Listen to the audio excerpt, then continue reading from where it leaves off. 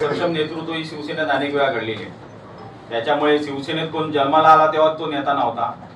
इथं बाळासाहेबांच्या आशीर्वादानं, ठाकरे कुटुंबाच्या आशीर्वादानं या ठिकाणी अनेक नेतृत्व ही सर्वसामान्यांमधून घडली आणि त्याच्यामुळे या ठिकाणी शिवसेना ही अनेक कार्यकर्त्यांना, अनेक नेत्यांना घडवते, जन्माला घालते. आज शिवसेनेचा इतर प्रश्नाचं उत्तर मी एवढंच देईन की ज्या पद्धतीने इथं दलाल आणि कोण म्होरक्या याचं कोणी आम्ही ऐकत नाही. आम्हाला शिवसेनेची शिस्त माहिती आहे आणि पक्षाचा आदेश आल्यानंतर, पक्षाच्या आदेशानंतर मी शिस्त पाळणारा शिवसैनिक आहे. त्यामुळे एखाद्या नेत्याने सांगितलं, पक्षप्रमुखांनी सांगितलं तर ठीक आहे. म्होरक्या आणि दलालाला आम्ही भीक घालणारे आम्ही नव्हे.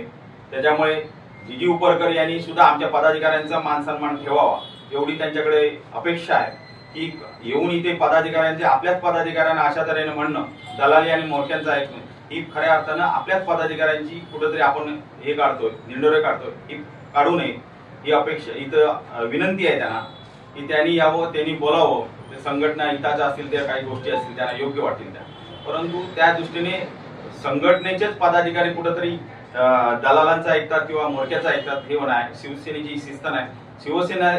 शिवसेना किंवा इथला शिवसैनिक ही आदेशावर चालते. पक्षप्रमुख आम्ही एका नेता मानला आणि त्या पद्धतीने बाळासाहेबांना मानतो, उद्धव साहेबांना, ठाकरे कुटुंबियांना मानतो आणि शिवसेनेत काम करतो.